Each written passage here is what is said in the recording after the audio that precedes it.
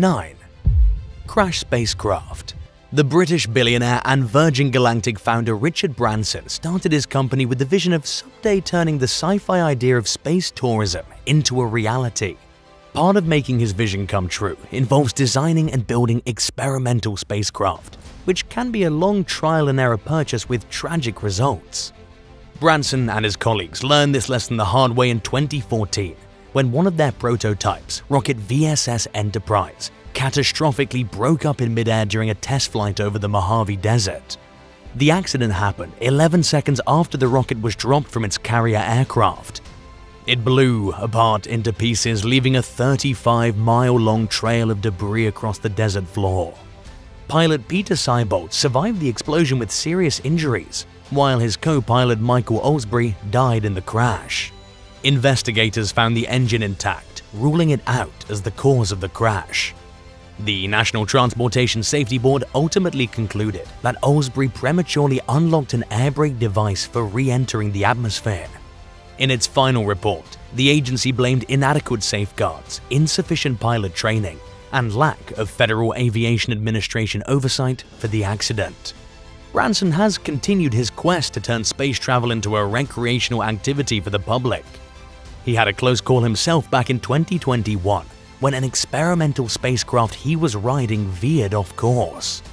Virgin Galactic has been banned from performing any more test flights until the results of an FAA investigation are released. 8. Prehistoric Reef.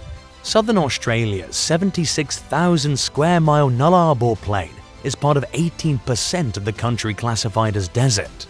It's flat, dry, and extremely hot.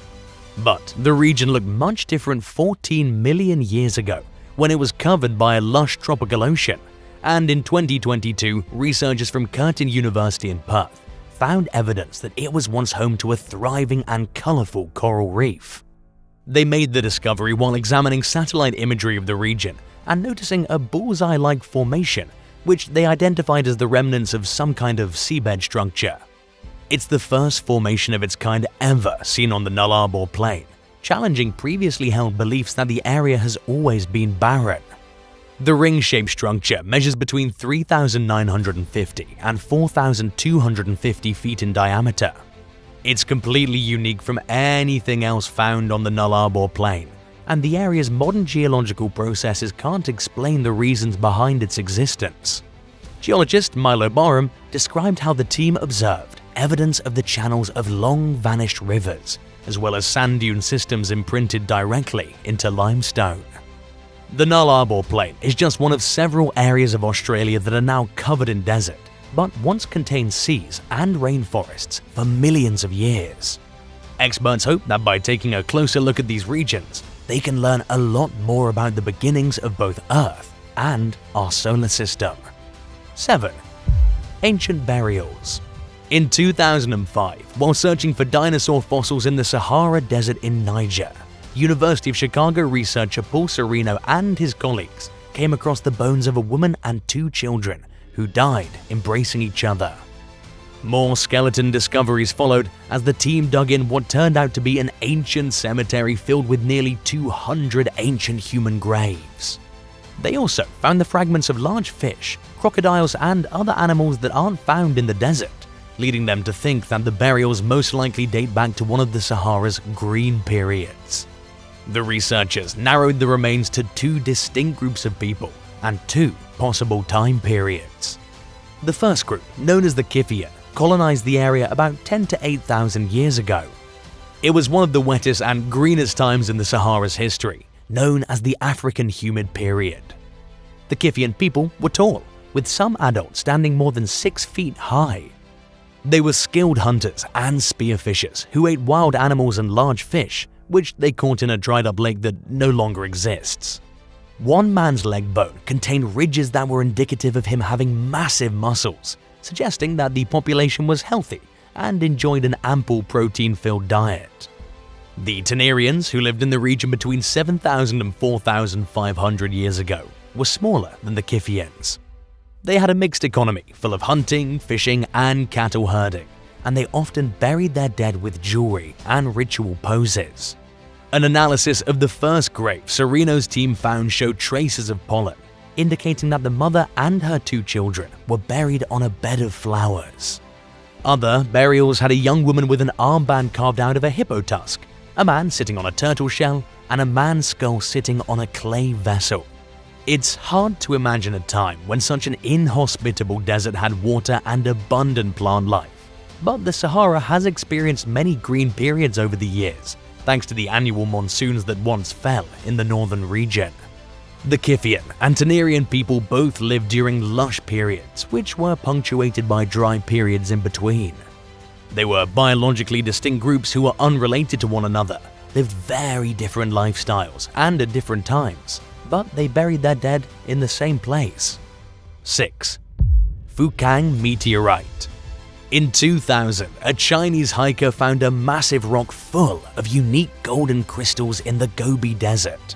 He harvested a 44-pound sample from it, but it didn't get much attention until 5 years later when it was featured in the Tucson Gem and Mineral Show.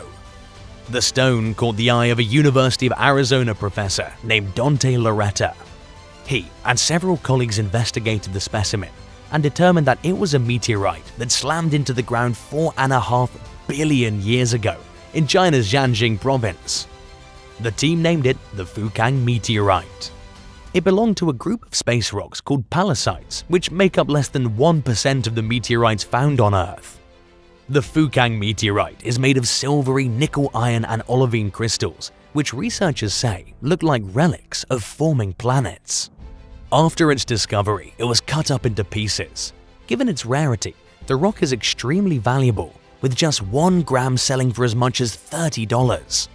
The largest piece, weighing 925 pounds, went up for auction at Bonham's, New York back in 2008, with the expectation that it would fetch about $2.1 million, but it failed to sell at all.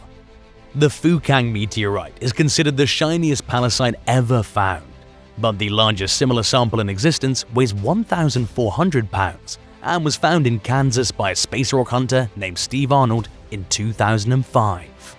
5. A secret military base.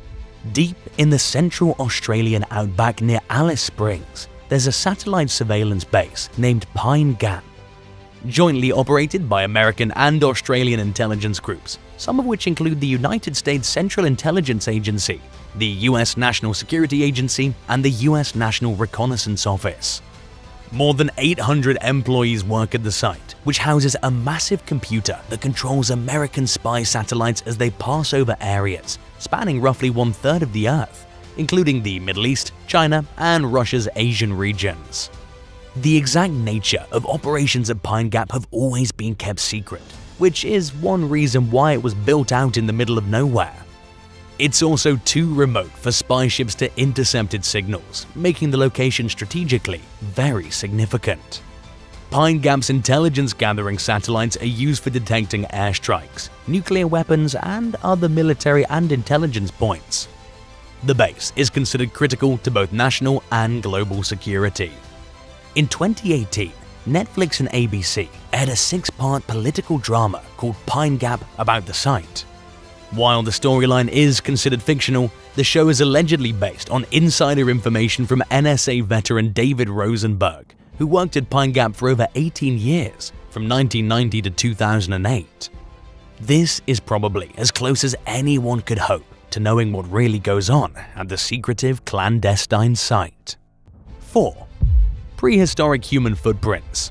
Over 12,000 years ago, some of North America's first human inhabitants walked barefoot by a riverbed in what is now northern Utah. When the group passed through the area, the Earth was just coming out of the last ice age and was thawing after being mostly frozen for thousands of years. Today, the region is mostly made of desert, and the riverbed the early people walked on is completely dried up. The marshland that once surrounded it has also transformed and is barren. The group left behind dozens of footprints, which went unnoticed until 2022, when researchers Darren Duke and Thomas Urban drove through the site searching for evidence of prehistoric campfires. Ironically, they were discussing what they thought ancient footprints might look like if they ever found some, when Urban pointed out the car window at what looked like one. Duke told CBS News that the prints vary between discolored patches on the ground and imprints that clearly resemble footprints. The researchers spent several days investigating and identified 88 prints total. It seems like the people who left them behind were walking in shallow water and mud, according to Duke, who explained that once they lifted their foot off the ground, each print was quickly filled with sand, leaving them preserved for modern times. 3. A salt lake. Nestled at the foot of the Andes Mountains to the east of the Cordillera de Domeico mountain range to its west, the Salar de Atacama is Chile's largest salt flat. It spans a 62 by 50 mile area, making it the world's third largest flat after the Salinas Grandes in Argentina and the El Salar de Uyuni found in Bolivia. Sitting at more than 7,500 feet above sea level, the Salar de Atacama looks more like the moon than something from Earth. It's surrounded by active volcanoes that have made a plain filled with jagged brown and yellow salt deposits that look like pieces of dead coral. There are also several lagoons filled with extremely salty water. Many of them are frequently visited by flamingos, including Laguna Chaxa. One of the most popular places for tourists to swim, or rather float, is in Laguna Seja, which has a higher salt concentration than the Dead Sea. And it's rumored that the world's most beautiful sunset can be found at Laguna Tebinquinche, where the salt content reflects the sun's rays, displaying a spectacular array of pink shades on the water's surface. 2. Human bone horde. In the Saudi Arabian desert, there's a network of tunnels formed by previous volcanic activity known as the Jirsan lava tube system. Scientists started investigating the site in 2007, but it wasn't until 2021 that they ventured far enough inside to see thousands of ancient bones belonging to at least 14 species of cattle, goats, horses, camels, rodents, and even humans. They analyzed almost 2,000 of the bones, which date between 490 and 6,900 years old. 2 partial human skulls and bones with distinct markings were telltale signs that for nearly 7,000 years, the site functioned as a hyena den where carnivores came to eat and feed their young. Hyenas are notorious for being bone collectors and for their tendency to ferociously consume what they scavenge, often leaving behind little more than bone fragments and teeth. Some bones were so destroyed that it was impossible to tell what species they once belonged to. Hyenas also occasionally resorted to cannibalism, as seen by the hyena bones the researchers also found inside the tunnel. Lead study author Matthew Stewart told Gizmodo that the most surprising aspect of the discovery was the sheer amount of bones and their remarkable state of preservation, especially since it's rare to find prehistoric animal remains in Saudi Arabia. He said that Jirsan and similar sites throughout the region most likely contain valuable evidence that can tell more about what the environment looked like through the Holocene epoch. 1. New scorpion species. 19-year-old Harper Forbes and 18-year-old Prakri Jain are avid nature enthusiasts who became friends while working at a nature preserve in California's Mojave Desert. While scrolling through a database of unidentified species one day, they saw a mystery scorpion from their area that had been on record for 6 years. Neither of the men recognized it, despite their familiarity with Soda Lake where it was first spotted. Soon after, they came across another unidentified scorpion seen near Cone Lake that they weren't familiar with. The pair spent their summer break looking for more specimens and taking steps to describe the new species, with help from the California Academy of Sciences arachnology curator, Lauren Esposito. They visited both sites where the scorpions were seen and searched using black lights and by looking in the soil and bushes where scorpions are commonly known to hide. Jain and Forbes were successful in their quest and wrote a paper with Esposito describing Paruroctonus soda and Paruroctonus conclusus as new species found near dry lake beds in central and southern California. They're only found at Soda Lake and Cone Lake, where they've evolved to withstand the high pH levels of the salty environments. Because P. soda's range falls entirely within the Carrizo Plain National Monument, the species is protected. But P. conclusus does not live in a similar area and could be wiped out with the construction of a single solar farm, mine, or housing development, according to Esposito. The paper's authors urged federal authorities to establish a conservation area to protect the newly discovered species. 9.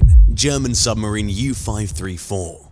The type IX C-40 U-534, or U-534 for short, was a long-range German submarine that served in their navy from 1942 to 1945. Its main purpose was to destroy all enemies of the Third Reich that it came across. The sub was also used for testing military weapons, while also functioning as a weather ship in the North Atlantic. The vessel returned to Germany in late 1944, where it was laid up in the port city of Kiel. By the time the Germans had surrendered to the Allied forces on May 4, 1945, the U-534 had already left port again. A British Royal Air Force bomber sank it just one day later near the Danish island of Anholt. All 52 people on the sub managed to escape, and 49 of them survived the ordeal and were rescued. Experts have long since wondered where the submarine was headed when it got shot down, especially since it left port right around the time that the Germans initially surrendered. There was an Argentinian woman aboard, suggesting that the vessel may have been trying to get to South America. But no one will ever know for sure, since only the submarine's captain knew where it was truly going, and he took that secret to his grave. A Danish wreck diver named Arge Jensen rediscovered the U-534 in 1986 after rumors of a Nazi treasure on board started circulating.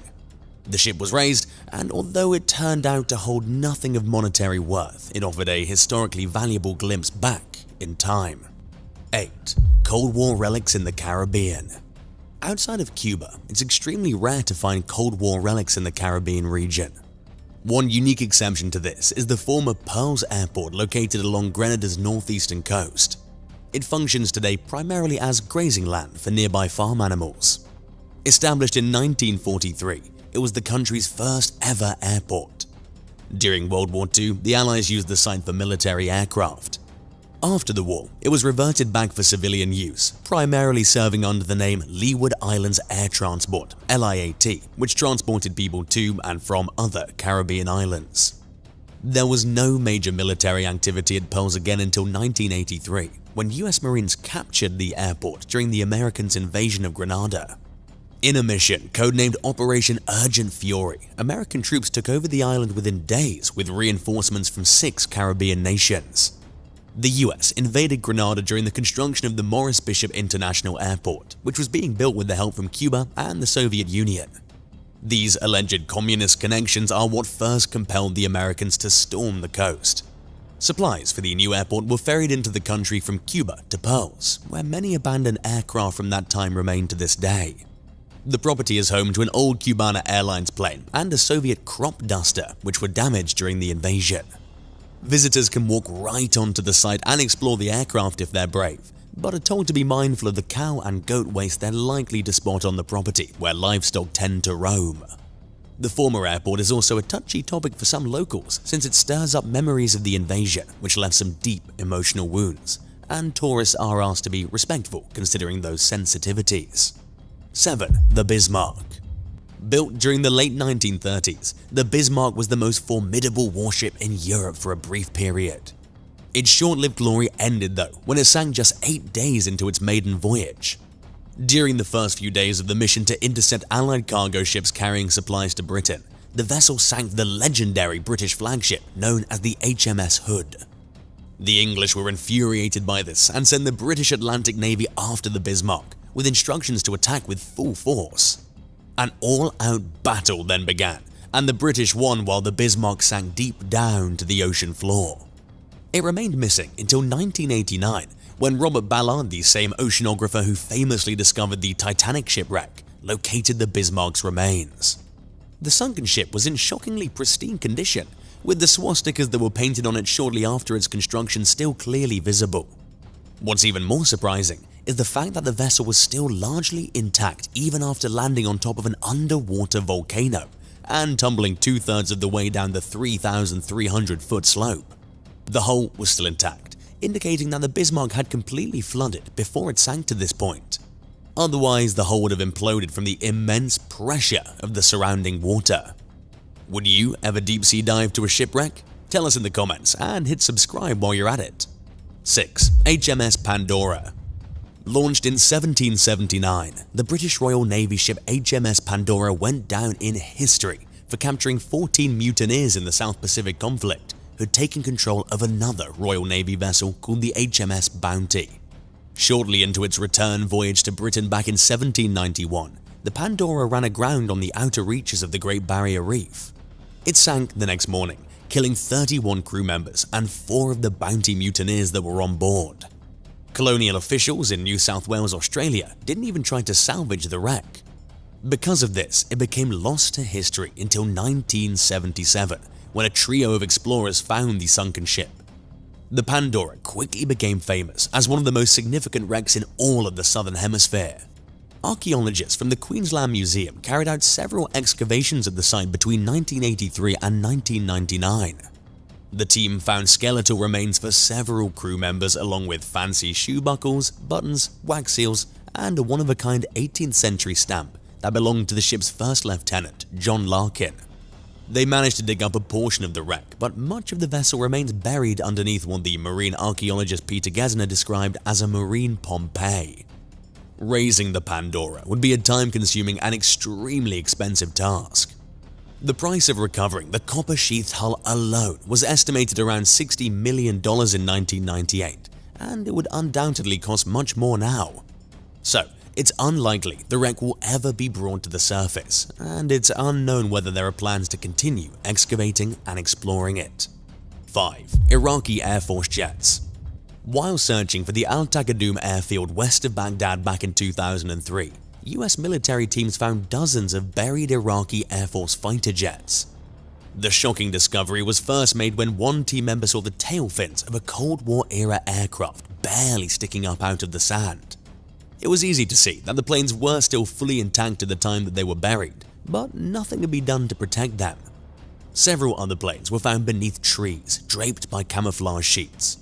To further hide them, the Iraqi military had scattered the airfield with planes that had already been destroyed in previous wars, making it difficult for bombers to choose which targets were worth aiming for. Before the Iraq War, intelligence experts estimated that the Iraqi military had about 300 combat aircraft left over from the Kuwait War of 1991. But the country's air force was noticeably absent at the beginning of the Iraq War in 2003, leading US military officials to suspect the fighter jets were not being used since they were deemed inadequate against the formidable air power of America and Britain.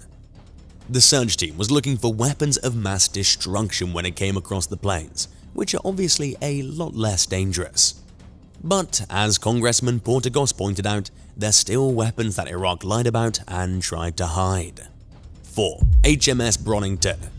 The British minesweeper known as the HMS Bronington was built during the 1950s. When the ship first launched in 1953, the British Royal Navy was undergoing a modernization scheme, mainly by switching to the use of metal and synthetic materials.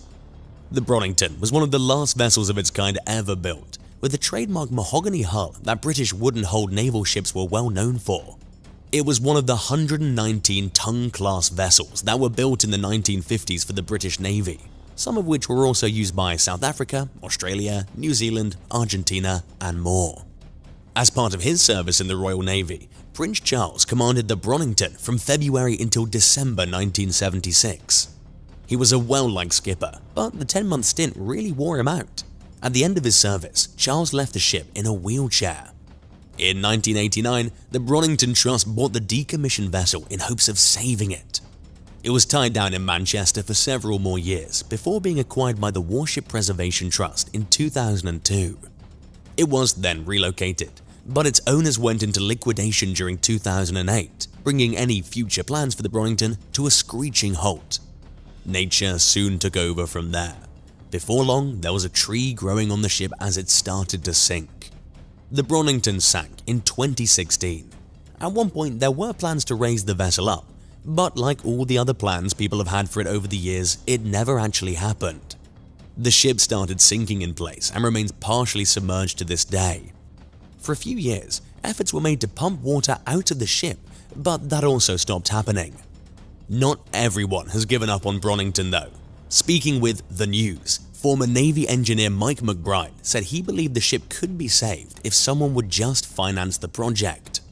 While the possibility has not been completely ruled out, it seems unlikely that someone will fund the endeavor, especially taxpayers.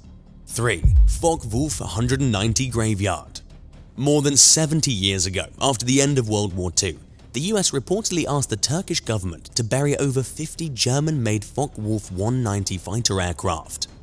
The decommissioned planes were then allegedly buried in the central city of Kayseri at a now-defunct airport that now functions as a military headquarters. But some aviation experts claim this never really happened and that most of the vehicles were sold as scrap. Turkey acquired the planes at a time when it was trying to delicately manage relationships with both Allied and Axis powers without taking anyone's side. In exchange for the aircraft, the country sold oil and chrome to Germany.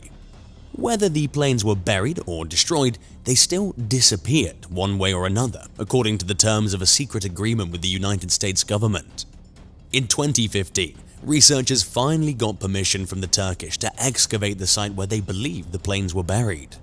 But they ran into some bureaucratic red tape, so the dig has been placed on hold ever since. Experts continue to hope for a chance to search for the legendary buried Focke-Wulfs, which could still be flyable if the stories prove to be true. 2. HMS Plymouth. Back in 1982, Britain and Argentina went head-to-head in a 10-week-long territorial conflict referred to as the Falklands War.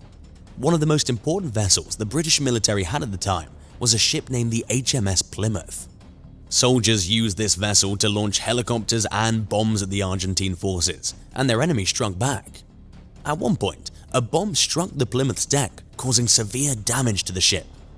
A fire then broke out, but the crew managed to put it out quickly, so thankfully nobody was seriously hurt from the ordeal. After the war, the Plymouth returned to the UK and was repaired and put on display on the River Clyde in Glasgow, Scotland. But nobody seemed to have taken care of the ship after this, so it fell into further disrepair.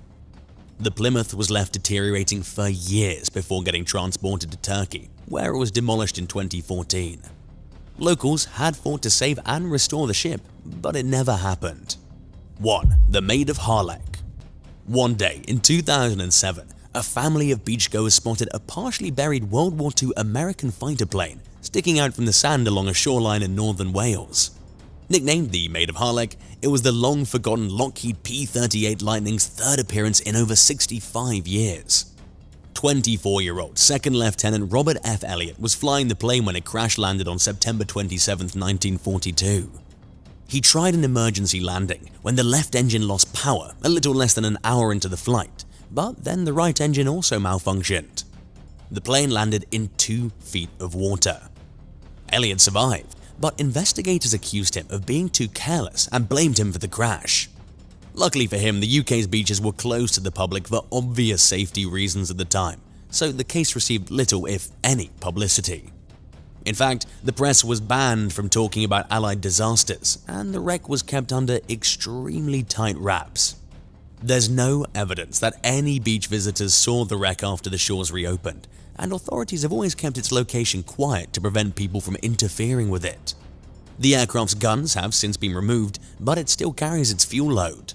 The MA of Harlech wasn't seen again until the 1970s, when it was partially uncovered from 6.5 feet of sand. It appeared once more in 2007 and in 2014. If you're hoping to catch a first-hand glimpse of this World War II relic, good luck even finding it. You would need perfect timing considering shifting sands and waters, and its location has remained a closely guarded secret. During the MA of Harlech's most recent 120-day appearance, local aviation historian Matt Rimmer remained on guard to make sure nobody interfered with it. 7. Pete Ellis's prediction. To some, Pete Ellis was just a drunk prone to violence. To others, he was a prophet that foretold Pearl Harbor and the Pacific Theater. Lieutenant Colonel Earl Hancock Pete Ellis served in World War I. He was an 18-year veteran, having enlisted in the Marines in 1900 when he was 20. But his main achievement would happen after war, when he wrote a paper called Operations Plan 712H, Advanced Base Operations in Micronesia in 1921. This might sound like a boring essay, but Pete Ellis predicted the threat of the Japanese military and laid out the groundwork for how combat would move across the Pacific Islands, among them Micronesia, which was Japanese-controlled at the time. At the time, the U.S. Navy had a base in Guam, but Ellis suggested Hawaii as the better option and was instrumental in the creation of Pearl Harbor. Thanks to his great military mind, Ellis was put forward for a special mission in order to figure out what was really happening in the region. But remember what we said about him being a drunk? After traveling across Micronesia and Japan, taking extensive notes on the way, Ellis's drinking caught up with him, and he ended up in a military hospital in Yokohama, where he, while intoxicated, told the head of the hospital he was on a secret mission. Due to his health, he was told to return to the U.S. Ellis decided not to do that though, afraid of the consequences if he did. He instead doubled down on documenting everything he could about Micronesia. Since he wasn't all that secretive, the Japanese started to follow his movements. Ellis enjoyed life in Micronesia, even settling down with a wife. But the last anyone heard of him was in a letter given to Victor Herman in March 1923, who was traveling to the States. 2 months later, Ellis got sick and fell into delirium once again, and soon died on May 12, 1923, at the young age of 43. Many people think it was his drinking that got the better of him, but others believe there was more suspicious circumstances behind his death. The Japanese confiscated all the documents he had written and waited a week to tell the U.S. of his death. Not to mention, the man tasked with returning his body to the U.S. for examination, Zembish, had to be hospitalized thanks to a nervous breakdown. As he was recovering, an earthquake struck the hospital in Yokohama and killed him. Drunkard or military genius, silenced for his findings. What do you think happened to Ellis? Let us know what you think in the comments. 6. The Red Baron's killer.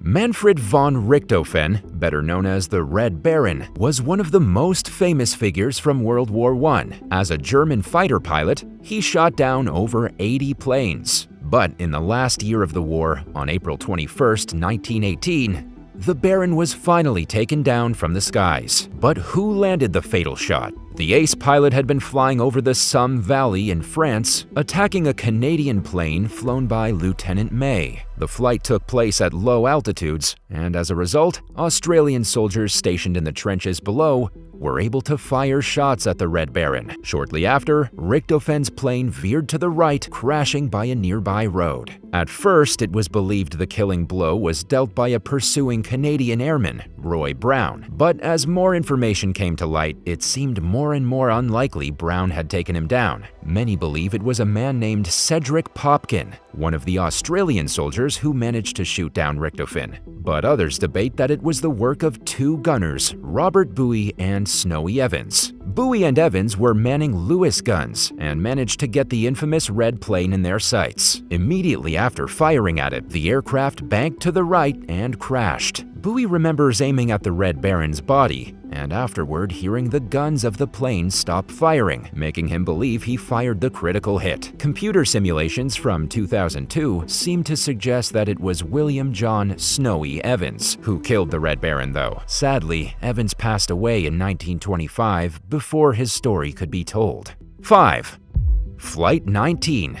Flight 19 should have been a boring training exercise after the 18 that had already happened that day, but this flight would go down as one of the biggest aviation mysteries of the 20th century. 5 TBM Avenger bomber planes were told to head out from Fort Lauderdale in Florida, conduct a bombing run to the east in Hens and Chickens Shoals, turn back, and head home over the Grand Bahama Island to the north. This mission was referred to as Flight 19. On December 5, 1945, at 2:10 p.m., the plane set off, carrying 14 men total, but they never returned to base. This was strange, since all of the men were experienced pilots, including the flight leader, Lieutenant Charles C. Taylor. With the bombing run complete, they were ready to return to Fort Lauderdale, but Taylor believed the compass in his plane was not working properly and adjusted onto what he thought was the right course. Then weather came in, and the planes were flying through rain, heavy gusts, and thick cloud cover that reduced visibility for Flight 19. Talk among the men on the radio became more concerning, since it seemed like they were getting further and further away from land. 4 hours after takeoff, the planes were low on fuel and seemed to be over the ocean, even though it looked as though they had doubled back. Some of the last things heard from Flight 19's radio feed was that they were preparing for a crash landing. The planes were never heard or seen again. Some believe they were victims of the Bermuda Triangle, and others think they were abducted by aliens. All official records state the loss of Flight 19 was due to causes or reasons unknown. 4. The Deadly Double.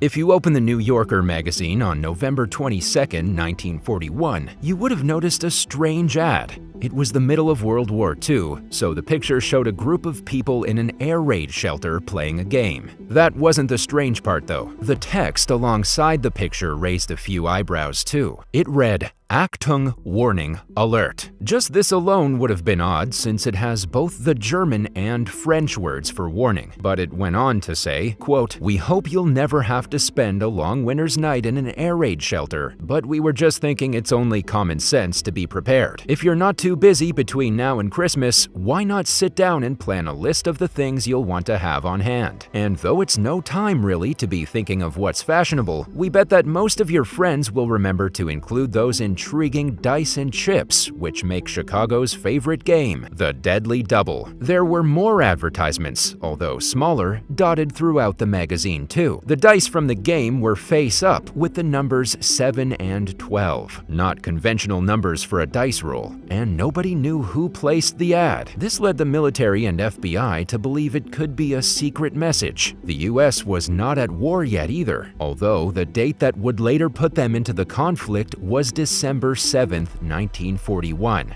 And the numbers on the dice? 12-7. Despite the coincidence, nothing seems to have linked the ad to Pearl Harbor, so it could just be a fluke. To this day, Deadly Double is still confusing historians and conspiracy theorists. 3. The Easton Graves. The city of Easton in the United States' Lehigh Valley became a hub for not only trade but also wounded soldiers and citizens during the American Revolutionary War. In 1777, the hospitals in Easton and nearby Bethlehem were bursting at the seams with patients who needed urgent care. The number would grow even larger when the area was told the military would be sending 2,000 more injured soldiers their way. The jail, church, and courthouse all had to be converted into field hospitals to cope with the influx of people. Even then, many lost out on medical care as patients had to be prioritized, not by condition, but by their status. If you were an army officer, you were in luck. Anyone else, especially the poor and those not in the military, were pretty much left to die in the cold from starvation or disease. This left countless bodies for the townspeople to bury. First Avenue in Bethlehem is where you can find mass graves used to house the fallen. But what about the dead from Easton? We know they would have had to bury them somewhere since decaying bodies are hotbeds for disease. Multiple sites have been put forward as the potential last resting place for these people, but to this day there's been no confirmation as to where they can be found. 2. Leonard DAs Crosswords. The Telegraph newspaper from the UK has had a long-running crossword page for over 100 years that has kept people entertained. But in 1944, during the Second World War, some of the answers made by one particular crossword creator raised confusion and concern for the Allied forces. The words required from puzzlers were Utah, Overlord, Mulberry, Neptune, and Omaha. Many people thought nothing of it, but for those in the know, these were code words associated with the D-Day landings, which were supposed to take place fairly soon. Leonard DA, a school headmaster, was understandably questioned by MI5, the UK's intelligence agency, for creating the puzzle. They found nothing unusual or suspicious about him, though, that would lead him to spilling top-secret code words, so he was allowed to return to his teaching post. There has been quite a lot of speculation about how the words ended up in the crossword. Was it actually a coincidence, or was there something more sinister going on? 40 years later, in 1984, on the anniversary of the D-Day landings, One of DA's ex-students claimed he was the inspiration for the words after overhearing them from Canadian and American soldiers and thinking they would make great crossword answers. But it didn't explain how the word Dieppe also ended up in the puzzle 2 years before, one day before a raid by Axis forces. Coincidence or military leak? Let us know what you think in the comments down below. 1. Paul Whipkey. Paul Whipkey was a military prodigy who graduated from ROTC and earned a spot at the Army Aviation School. Rising up through the ranks, he eventually gained the title of lieutenant. After World War II, the focus of many countries was experimentation with nuclear technology and the testing of atomic bombs. At Camp Desert Rock in Nevada, Lieutenant Whipkey was helping with some of these projects, even flying an observation plane near an atomic bomb blast in 1957. In order to document it for armed forces. As a result of flying so close to the explosion, Whipkey was subjected to a lot of radiation. Not long after the bomb tests, he had weird spots show up on his skin. A few months later, when he was posted at Fort Ord in California, the fallout exposure forced him to have all his teeth removed. In July 1958, Paul told his friends at the base that he was heading to a nearby town. He hopped in his car and drove off, but he was never seen in the town of Monterey where he said he was going. Instead, he was marked AWOL and 30 days later was given the status of military deserter. Just a few days after this, Lieutenant Whipkey's car was found in Death Valley, nearly 500 miles away from Fort Ord. The keys were still in the ignition, but Paul was nowhere to be found. There were cigarette butts on the floor nearby too, which is strange since Whipkey didn't smoke at all. There are many theories and speculations as to what happened to Paul Whipkey. Eyewitnesses on the base noted how he would often have meetings with two men, suspected to be CIA recruiters. Another individual spotted Whipkey's car being driven near the Mojave, but it wasn't him behind the wheel. Instead, it was someone in army clothing. People at the time who were skeptical about what happened to Lieutenant Whipkey were told not to look into the issue further, like his brother Carl and one of his colleagues, Lieutenant Charles Lewis, who was one of the people who saw Whipkey talking to the two suspicious strangers on the base. The matter was looked into again in 1982, when Lieutenant Paul Whipkey's title of a deserter was removed, and instead he's now recorded as having died while active in line of duty. As for what actually happened, no one truly knows. Thanks for watching. Which of these military mysteries did you find the most interesting? Let us know in the comments below, and don't forget to subscribe to the channel if you haven't already. See you next time.